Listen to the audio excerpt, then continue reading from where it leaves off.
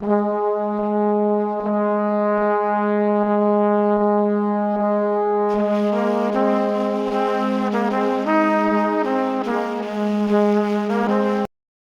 My cute and intelligent learners, welcome to Shreya learners education. So previous video में हम cover कर चुके थे क्लास 6 एनसीईआरटी का फर्स्ट चैप्टर, सेकंड चैप्टर। अब हम किस चैप्टर में हैं? थर्ड चैप्टर में हैं। दोनों चैप्टर्स में ही हमने क्या पढ़ा कि पहले हम हंटर्स, गैदरर्स, फिर हम हर्डर्स बने, फार्मर्स बने, फिर हमने गैदरिंग भी शुरू की, फिर हमने क्रॉप्स को ढूंढा, एक धीरे धीरे सेटलमेंट की ओर बढ़ने लगे। अब हम चैप्टर को कंटिन्यू करने से पहले एक प्यारा सा मोटिवेशनल कोट देख लेते हैं, उसके बाद थर्ड चैप्टर से कंटिन्यू करते हैं। Only surround your self with people who will lift you hire. तो इससे क्या समझ में आता है?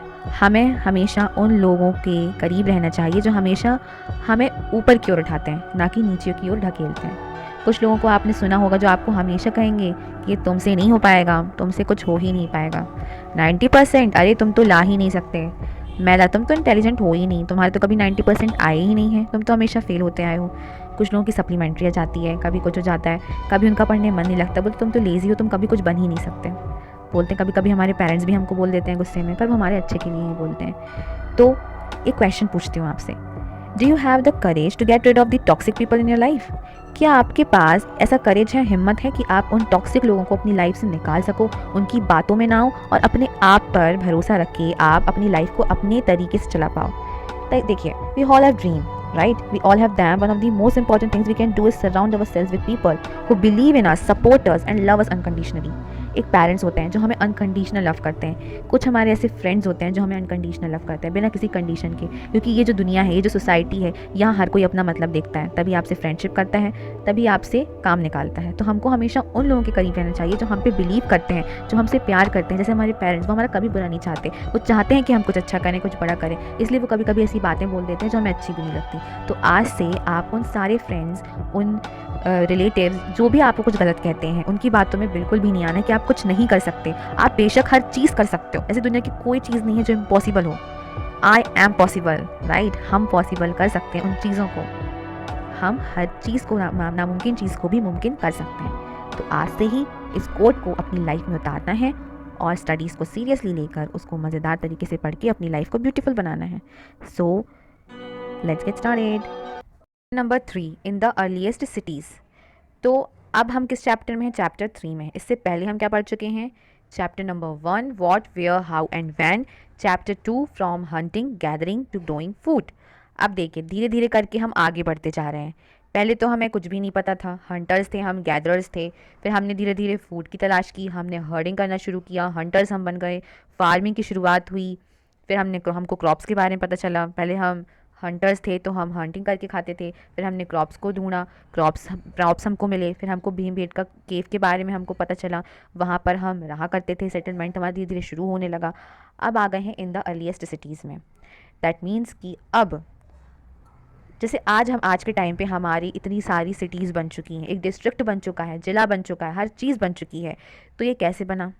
पहले कुछ ना कुछ तो था, सिटी की शुरुआत कैसे हुई? तो यहाँ से हमें सबसे पहली सिटी हमको पता चलती है, इन द अर्लीस्ट सिटीज़। तो पहले की सिटीज़ कैसी हुआ करती थी? तो देखते हैं। Saving an old building. अब एक स्टोरी के फॉर्म में एक क्वेश्चन है इसमें कि ओल्ड बिल्डिंग को कैसे सेव किया गया।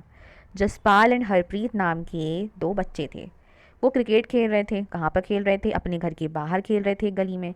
Van they notice the people who were admiring the dilapidated old building. That means कि उन्होंने, जब वो क्रिकेट खेल रहे थे अपने घर के बाहर, तो उन्होंने एक मैन और वुमेन को नोटिस किया जो उस बिल्डिंग की बहुत ही ज़्यादा प्रशंसा कर रहे थे और उसके बारे में कुछ बातचीत कर रहे थे, जिन्हें बच्चे हॉन्टेड हाउस कहकर बुलाते थे।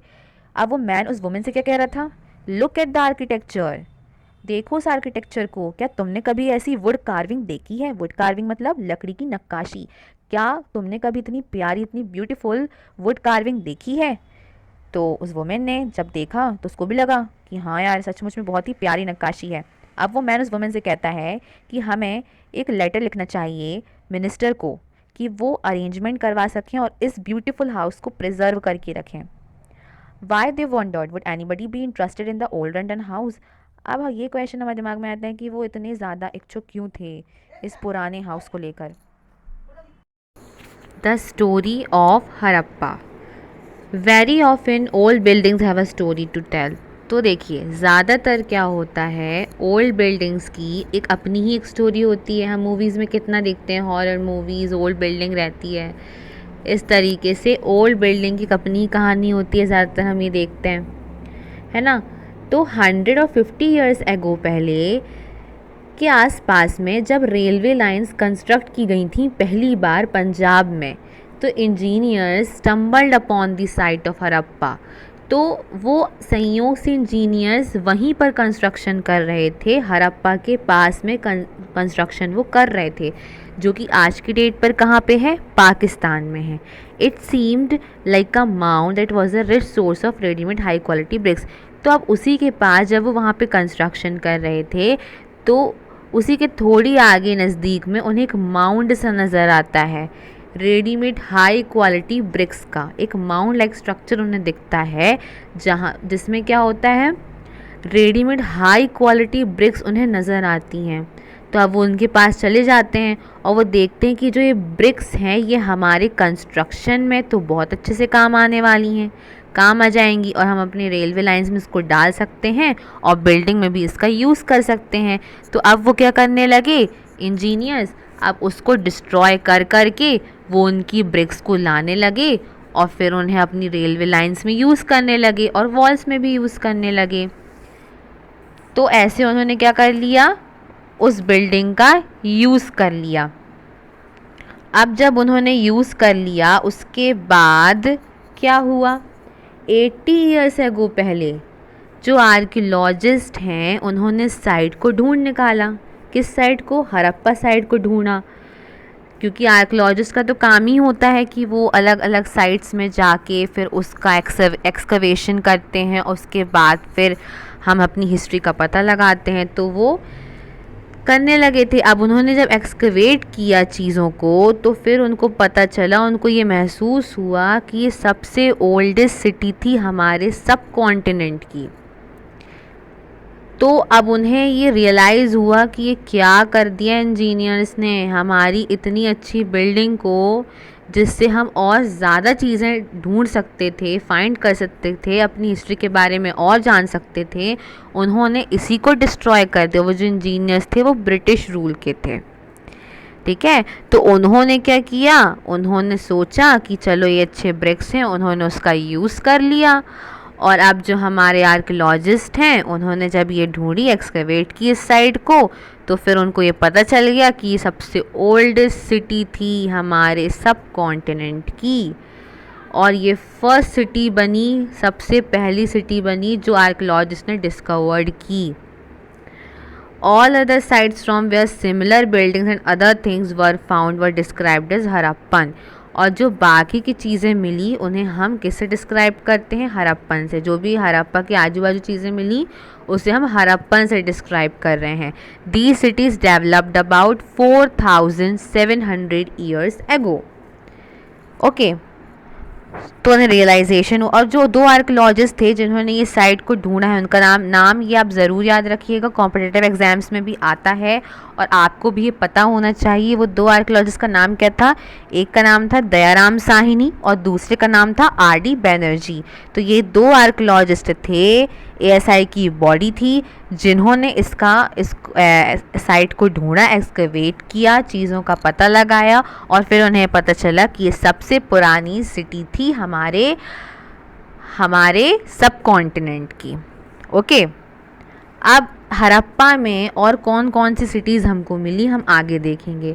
अब इसमें क्वेश्चन दिया गया है कि very often old buildings are pulled down to make way for new construction, do you think it is important to preserve old buildings.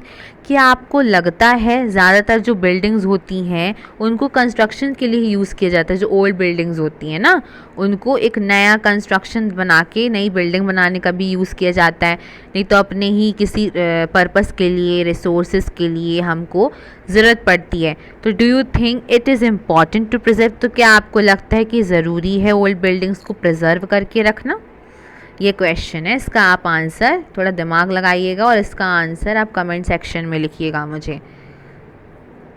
What was special about these cities, अब इन सिटीज़ में ऐसी क्या special चीज़ थी जिसे destroy नहीं करना चाहिए था।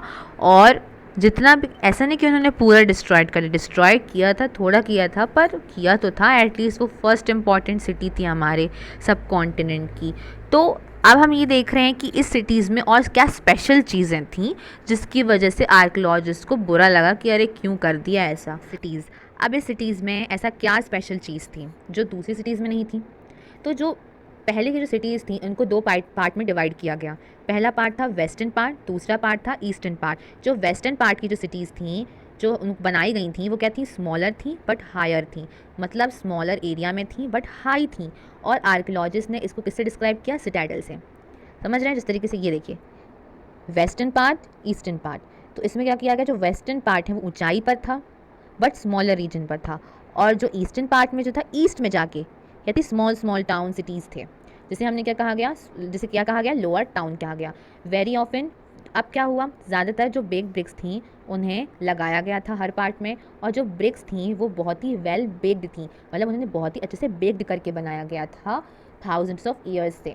ब्रिक्स जो हैं उन्हें इंटरलॉकिंग पैटर्न में लगाया गया था। इंटरलॉकिंग पैटर्न कैसा, आड़ा करके, स्ट्रेचर हेडर देखिए ऐसे, स्ट्रेचर हेडर, आड़ा फिर सीधा, आड़ा फिर सीधा, ऐसे करके लगाया गया था। इससे क्या होती थी, वॉल्स बहुत स्ट्रॉन्ग बनती थी। अब इस मैप को देखिए, अब इसमें बताइए कि हड़प्पा के अलावा हमें और कौन कौन सी सिटीज़ फाउंड हुई। तो अब हम इस मैप में देख ही रहे हैं, मोहनजोदाड़ो, धोलावेरा, सरकोटडा, लोथल, सोतकाको, राखीगढ़ी, कालीबंगम, अच्छा। तो देखिए एक और ये क्वेश्चन आ सकता है कि जो हड़प्पा है ये किस नदी के ऊपर है। तो देखिए आप, हड़प्पा जो है वो रावी नदी के पास में है। किसमें, रावी नदी के पास में है। और धोलावेरा के बारे में हम जान लेते हैं। धोलावेरा कहाँ पे दिख रहा है आपको, ये गुजरात का एरिया है। गुजरात में कौन कौन सी पाई गई, धोलावेरा, सरकोटडा, लोथल, तो राखीगढ़ी, कालीबंगन, गंगवेरी वाला। तो ये सारी सिटीज़ हमको मिली, जिसमें से हड़प्पा बहुत ही पुरानी सिटी के नाम से बहुत ही फेमस हुई। मोहनजोदड़ो में क्या मिला, मोहनजोदड़ो कहाँ पे दिख रहा है आपको, ये पाकिस्तान रीजन में दिख रहा है ना। मोहनजोदाड़ो, ये जो मोहनजोदाड़ो है बहुत ही स्पेशल टैंक है, जिसे आर्कियोलॉजिस्ट ने क्या नाम दिया, ग्रेट बाथ दिया। वो इस एरिया में बना था। This was lined with bricks, इसकी जो लाइन थी वो ब्रिक्स से बनाई गई, प्लास्टर से कोट किया गया और वाटर टाइट लेयर दी गई नेचुरल टार। जैसे नेचुरल जो टार होता है ना, डाबर, जिसे हम कहते हैं डामर की, जो अभी नेचुरली हमको मिलती है, वो उसका क्या किया गया, उसकी कोट किया गया, वाटर टाइट कोटिंग की गई। और क्या किया गया, स्टेप्स बनाए गए, स्टेयर्स है ना, सीढ़ियाँ बनाई गई।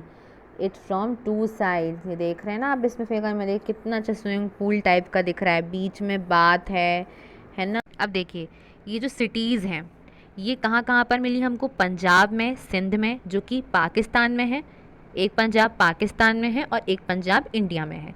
गुजरात, राजस्थान, हरियाणा। अब देख गुजरात, राजस्थान, हरियाणा में क्या मिला हमें, ये है गुजरात, धोलावेरा, सरकोटडा, ये है लोथल, चन्होदाड़ो, सुतकाको, मोहनजोदाड़ो, गनवेरी वाला, कालीबंगम, राखीगढ़ी, हड़प्पा, है ना। तो ये जो साइड से इनकी लोकेशन पता चल गई हमें।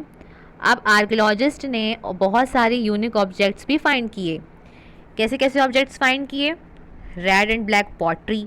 अब ये जो पॉटरी थी मतलब कि एग्रीकल्चर डेवलप हुआ होगा, क्ले मिला हमको, है ना। बास्केट डिगिंग हुई, न्यूलिथिक साइड पे हमने पढ़ा था ना कि पॉटरी होती थी, पॉटरी कैसे बनाई जाती थी, रेड एंड ब्लैक पॉटरीज होती थी। स्टोन वेट, अब स्टोन का वेट किलोग्राम, ग्राम जैसी चीज़ें हमारे सामने आई। सील्स हमको मिली, सील्स आगे बताएंगे सील्स क्या होता है, ठीक है। Special beads, copper tools, long stone blades, metal का यूज़ होने लगा, सोचिए कॉपर और ब्रॉन्ज का यूज़ होने लगा। अब ये धोलावेरा के बारे में हम देख लेते हैं। ये जो धोलावेरा जो है गुजरात में, ये एक ऐसी सिटी थी जो 3 पार्ट में डिवाइड थी।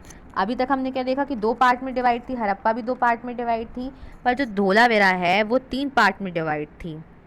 कैसे, वेस्टर्न पार्ट, फिर ग्राउंड, फिर ईस्टर्न पार्ट। ये कहाँ पे थे धोलावीरा? खादर बेट रन ऑफ कच्छ। यहाँ पे हमें क्या मिलता था? फ्रेश वाटर और फर्टाइल सॉइल। ठीक है। कालीबंगन, लोथल, ये लोथल कहाँ पे था? Gulf of Khambhat. Precious stone available, बहुत ही प्रीशियस स्टोन हमको यहाँ से मिले थे।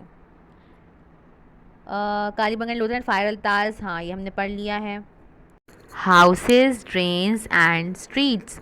अब देखिए आज के टाइम पे जैसे हमारा घर है, तो हमारे घर में हर चीज़ की सुविधाएं हैं, अरेंजमेंट है, मैनेजमेंट है, नल हैं और नालियाँ हैं, ताकि हम कोई भी वाटर अंदर घर में यूज़ करते हैं तो वो हमारे कहाँ जाती हैं? ड्रेन्स में जाती हैं। तो हमारे घर में ड्रेनेज सिस्टम भी कनेक्ट किया गया है, जो किससे कनेक्ट है? स्ट्रीट से कनेक्ट है, मतलब सड़क से कनेक्टेड है। और फिर वो पानी मिल जाता है। तो क्या होता है कि उस टाइम पे भी सोच लो आप कि पहले भी उन लोगों ने ऐसा मैनेजमेंट बना के रखा था। ये आप आगे देखेंगे कैसे रखा था। जो हाउसेस होते हैं वो एक या एक से दो स्टोरी के होते हैं, एक मंजिल या दो मंजिल के हाई होते हैं विथ रूम। तो उस टाइम पे क्या होता था, आज के टाइम पे तो 3 मंजिल 4 मंजिल, उस टाइम पे 2 मंजिल तक के मकान होते थे with room built around a courtyard. जो रूम्स हैं वो आंगन के आजू बाजू बनाए गए थे। सेपरेट बाथिंग एरिया भी था। आज के टाइम पे हमारा रूम होता है, रूम से सटा हुआ बाथिंग एरिया होता है, बाथरूम होता है, वॉशरूम। उसी तरीके से उस टाइम पे भी क्या था? बाथरूम था, सेपरेट बाथिंग एरिया था। और उसको किससे कनेक्ट किया गया था? वेल से कनेक्ट किया था, ताकि वाटर सप्लाई हो सके। कुएं से कनेक्ट करके वाटर सप्लाई भी किया जाता था। तो इन सिटीज़ में ड्रेन्स भी थी। Notice how carefully these were laid out in straight lines, although you cannot see it. अब उनको स्ट्रेट लाइंस में क्या करते थे? कनेक्टिविटी करते थे। और जो ड्रेन थी उसका एक स्लोप बनाया गया था, ताकि जो वाटर है वो ईजिली फ्लो हो पाए बाहर की तरफ। तो उस टाइम पे भी क्या करते थे? बाहर की तरफ घर से स्ट्रेट लाइन में ड्रेनेज सिस्टम को कनेक्ट करते थे। जिससे क्या होता था? ज़्यादातर जो ड्रेन्स थी वो हाउस से ही कनेक्ट होती थी, और फिर सड़क से, जैसे अपना घर होता है, घर के बाहर नाली होती है, उस टाइम पे भी ऐसा था। और फिर क्या था? सड़क कनेक्ट है, नीचे से जाता है ना, तो इस तरीके से किया गया था। Smaller drains led into bigger one. अब हमारा तो स्मॉल है, स्मॉल सी नाली है, नाली को नालियों से कनेक्ट किया जाता है। छोटी नाली को बड़ी नाली से कलेक्ट कर दिया जाता है, जो सब फिर पानी मिलके उसमें ही चला जाता है। Inspection holes. अब आपने कई जगह देखा होगा रोड में एक ढक्कन टाइप का हमको दिखता है बीच में, वो क्या कहलाता है? इंस्पेक्शन होल्स कहलाता है। जिससे क्या होता है, जैसे कोई भी प्रॉब्लम आ जाए नाली में या किसी भी अंदर कुछ प्रॉब्लम ड्रेनेज सिस्टम में आ जाए, तो कोई all 3 houses, drains and street. अब देखिए जब इतनी प्लानिंग के साथ हर चीज़, कनेक्टिविटी भी है, वाटर सप्लाई भी है, तो पक्का से ये सब कुछ एक प्लानिंग थी, प्लान्ड अरेंजमेंट था। एक ही टाइम पे इसको बनाया गया था। मतलब ऐसे नहीं कि घर बना दिया फिर कभी कुछ कभी कुछ, मतलब एक ही टाइम पे तीनों चीज़ों को बनाया गया था। List at least 2 differences between the houses described here and those that you studied about in chapter 2। अब उनकी एक लिस्ट एटलीस्ट, अच्छा अब 2 डिफरेंस बताइए उन हाउसेस के जो आप चैप्टर 2 में पढ़े थे और अब जो आप चैप्टर 3 में पढ़ रहे हैं। तो चैप्टर 2 में क्या पढ़ा था? भीमबेटका का केव पढ़ा था हाउस पर। वो हाउस नहीं, वो एक टेम्पररी हाउस उन्होंने बना लिया था अपने आप को प्रोटेक्ट करने के लिए, ठंडी से, बारिश से, गर्मी से। तो उन्होंने आप एक टेम्पररी हाउस बना लिया था। बट ये तो अभी बिल्कुल अरेंजमेंट हो गया ना, इनका सेटलमेंट ही हो गया, ये इनका टेम्पररी नहीं परमानेंट घर बनाने लगे ये। और इन्होंने सिटी ही बना ली, शहर ही बना लिया, पूरा अपना टाउन बना लिया। तो ये परमानेंट था इनका रेसिडेंस, ना कि वो। तो इसके लिए तब भी आप डिफरेंस बताइए। Life in the city. अब जो सिटी है उसकी लाइफ क्या थी? जो एक हड़प्पन सिटी है, बहुत ही बिजी प्लेस थी। ये बिजी प्लेस कैसे हो गई थी? क्योंकि यहाँ पे कंस्ट्रक्शन होने लगा था स्पेशल बिल्डिंग का, और ऐसा माना जाता है कि जो रूलर्स थे वही इसका कंस्ट्रक्शन करवाते थे। वो जो रूलर्स थे वो क्या करते थे? लैंड्स को दूसरे लोगों को देते थे और उनसे मेटल और प्रीशियस स्टोन्स को और अदर चीज़ों को वो ले लेते थे। मतलब वो उनको लैंड देते थे, बदले में क्या ले लेते थे? मेटल, स्टोन्स और कुछ चीज़ें। अब they may have kept the most valuable objects such as ornaments of gold and silver of beautiful beads for themselves, and there were scribes, people who knew how to write, who helped prepare the seals and perhaps wrote on other materials that have not survived. अब देखिए हमको scribes भी मिली, जो लोग लिखना जानते थे, वो सील्स को बनाने के लिए हेल्प करते थे। सील्स कैसी? ये देखिए, कितने प्यार से यहाँ पे सील्स कहलाती हैं ये, इसको ध्यान से देखिए। पर जो उसकी लैंग्वेज लिखी गई है वो अभी भी डेसिफर नहीं कर पाए हैं हम लोग। ओके, तो ये जो रूलर्स थे वो क्या करते थे, लैंड्स को दे देते थे और मेटल और प्रीशियस स्टोन्स को भी ले लेते थे। दे मे हैव केप्ट द, अब इनके पास बहुत सारे वैल्यूएबल ऑब्जेक्ट थे, ऑर्नामेंट्स थे, गोल्ड के, सिल्वर के, ब्यूटीफुल बीड्स फॉर देमसेल्व्स। और स्क्राइब्स जो थे, तो वो स्क्राइब्स के लिए कौन हेल्प करता था, मतलब लिखना, तो लिखाई के लिए कौन हेल्प करता था, जो लोग लिखना जानते थे। And perhaps wrote on other material that have not survive. Besides there were men and women craft person making all kinds of thing. अब इन चीज़ों को बनाने में कौन हेल्प करता था, क्राफ्ट पर्सन। जैसे आज के टाइम पे सुनार होते हैं, ऑर्नामेंट्स बनाते हैं, उस टाइम पे क्या होता था, क्राफ्ट पर्सन्स होते थे, मैन होते थे, वुमेन होते थे, जो कि इन चीज़ों को बनाने में हेल्प करते थे, either in their own homes और इन स्पेशल वर्कशॉप। इवन वो अपने खुद के घरों में भी बनाते थे और स्पेशल वर्कशॉप में बनाते थे, जहाँ पे ये काम चलता होता था वहाँ भी बनाते थे। People were travelling to distant lands और रिटर्निंग विथ रॉ मटेरियल्स। जो पीपल थे वो ट्रैवल कर रहे होते थे अलग अलग लैंड्स में और रॉ मटेरियल्स के साथ ही लौटते थे। Many terracotta toys have been found and children must have played with these.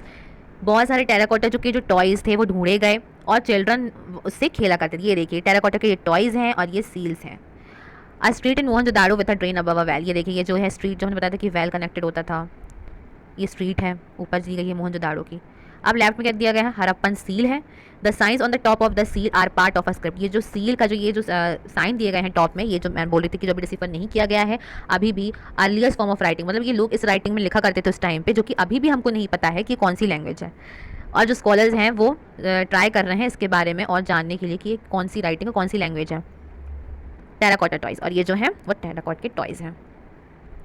New crafts in the city. अब देखिए अब हम क्या क्या समझ चुके हैं, एक बार रिवाइज कर लेते हैं। तो पहले हम हंटर्स थे, गैदरर्स थे, फूड के बारे में पता चला, क्रॉप के बारे में पता चला। अभी से अभी तक हम क्या पढ़ रहे हैं, जब से क्या पढ़ रहे हैं हम पढ़ रहे हैं अपने सिटीज़ के बारे में। ये सब कुछ सिटीज़ का डेवलपमेंट हो रहा है, सिटीज़ का कैसे कैसे डेवलपमेंट हो रहा है, सिटी में किस किन चीज़ों का मैनेजमेंट है, कैसा अरेंजमेंट है, क्या क्या चीज़ें वहाँ पर उपलब्ध हैं ऑलरेडी, ये हम पढ़ रहे हैं। मतलब आप इससे पता लगा सकते हो कि कितनी डेवलप्ड सिटी थी। हम ये नहीं सोच सकते कि पुराना था तो कुछ नहीं होगा वहाँ पर। आपको सब कुछ दिख रहा है कि जो आज के टाइम पे है वो पहले के टाइम पे भी था। इससे पता चलता है कि जो आज के टाइम पे जो हमारे पास है वो पहले के टाइम से ही लिया गया है। Okay, make a list of the people who lived in the city. ऐसे लोगों की लिस्ट बनाइए जो सिटी में रहते हों। Were any of these people listed as living in villages such as Mehrgarh. Mehrgarh की तरह ही जो लोग विलेजेस में रहते हों ऐसे लोगों के नाम लिखिए। New craft in the city. अब शहर में और कौन से हमें नए क्राफ्ट जानने को मिले, तो एक तरफ हम ये देख लेते हैं कि जो ऑब्जेक्ट्स थे जो कि हमको हड़प्पन सिटीज़ में मिले थे, हड़प्पा में जो चीज़ें हमको मिली हैं उन्हें हम क्या कहते हैं, Harappan. Most of the things that have been found by archaeologists are made of stone, shell and metal including copper, bronze, gold and silver. तो आर्कियोलॉजिस्ट ने कौन कौन सी चीज़ों को फाइंड आउट किया, stone, shell, metal, copper, bronze, gold and silver के objects हमको मिले। कॉपर और ब्रॉन्ज भी यूज़ किया जाता था टूल्स को, वेपन्स को, ऑर्नामेंट्स को, वेसल्स को बनाने के लिए। Gold and silver were used to make ornaments and vessels. Okay, perhaps the most striking finds are those of beads, weights and blades. और क्या क्या बीड्स बनाने के लिए, वेट के लिए, ब्लेड्स के लिए, इन चीज़ों के लिए बनाए जाते थे। The Harappans also made seals out of stone. Harappans कौन, जो लोग हड़प्पा में रहते थे वो हड़प्पन्स, तो उन्होंने क्या बनाया, सील्स बनाए, स्टोन से सील्स बनाए, मतलब पत्थर में उन्होंने क्या किया, नक्काशी की और फिर उसमें लैंग्वेज लिखी जो हम आज तक फाइंड आउट नहीं कर पाई। ये देखिए इसको मैं बोल रही हूँ, इसे हम सील्स कहते हैं। ये क्या है, टेराकोटा के टॉयज़ हैं, तो कन्फ्यूज़ बिल्कुल भी नहीं होना है। Okay, These are generally rectangular, see illustration of page 27, of course देख चुके हैं, and usually have an animal carved on them. तो एनिमल उसमें कार्व्ड किया जाता था। हड़प्पन्स ने क्या बनाया, पॉट्स को बनाया बहुत ही ब्यूटीफुल ब्लैक डिज़ाइन से एट मेहरगढ़। अब देखिए कॉटन हमको मेहरगढ़ में फाउंड हुआ है, क्लॉथ भी मिल गए हमको। मेहरगढ़ में कॉटन हमको मिला है 7000 साल पहले। Actual pieces of cloth were found attached to the lid of a silver vase and some copper objects in Mohenjodaro. तो हमको एक्चुअल पीसेस मिले हैं क्लॉथ के, किससे, सिल्वर की लिड से अटैच्ड मिले हैं, जैसे कि निडल, सुई होती ना, उससे। सम कॉप अटैच्ड हमको मिला है कहाँ पे, मेहरगढ़ में। Some copper object at Mohenjodaro, copper के ऑब्जेक्ट्स ही मोहनजोदाड़ो में मिले हमको। आर्कियोलॉजिस्ट ने स्पिंडल होल्स भी फाउंड किए हैं। अब आते हैं फेंस। अब स्टोन की तरह, शेल की तरह ही फेंस नाम का एक मटेरियल होता है जो कि आर्टिफिशियली प्रोड्यूस किया गया है। एक गम है जिसे कि शेप दिया जाता है। A gum was use to shape sand और powdered quartz into an object. एक सैंड कह लो, पाउडर्ड फॉर्म का, क्वार्ट्ज टाइप, तो उसको क्या, इस गम को हम यूज़ करते हैं शेप देने के लिए। The object were then glaze, आपको इमेज में दिख ही रहा है। The object were then glaze resulting in a shiny glassy surface. The colours of the glaze were usually blue और sea green. Faience was use to make beads, bangles, earrings and tiny vessels. अब देखिए, earrings बनाने के लिए, bangles बनाने के लिए, tiny vessels बनाने के लिए क्या यूज़ हो रहा है? फियंस का यूज़ होता था। टेराकोटा और faience, these were used to spin thread. तो टेराकोटा और फियंस का यूज़ किस में किया जाता था? थ्रेड को स्पिन करने के लिए, धागे को स्पिन करने के लिए, घुमाने के लिए, समझ रहे हैं ना आप? Many of things that were produced were probably the work of specialist. A specialist is a person who is trained to do only one kind of work. बहुत सारी जो चीज़ें थीं वो स्पेशलिस्ट के द्वारा की जाती थी। स्पेशलिस्ट कौन? वो पर्सन जो कि ट्रेंड हो किसी एक काम को करने के लिए, जैसे स्टोन को कट करने के लिए, बीड्स को पॉलिश करने के लिए, सील्स को कार्विंग करने के लिए, नक्काशी करने के लिए, सील्स की नक्काशी करने के लिए। How well the face is carved and how carefully the beard is shown, this must have been the work of an expert craft person. आप स्पेशलिस्ट थे इन सब चीज़ों के। आप खुद देख रहे हो कि कितनी अच्छे तरीके से, मतलब नक्काशी भी इतनी अच्छे तरीके से की गई है, तो इन कामों को करता कौन था? क्राफ्ट पर्सन करते थे।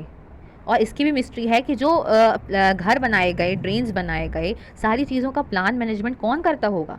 ये आखिरी में है किसमें? The mystery of the end. इसमें हम ये भी पढ़ेंगे किसने बनाया था, ये सारी चीज़ों की मिस्ट्री। जो क्रियोसिटी आपके अंदर आ रही है ना कि कैसे हुआ, क्या हुआ, ये चीज़ें ना आखिरी में सॉल्व आउट होंगी, इसका सॉल्यूशन हमको मिलेगा।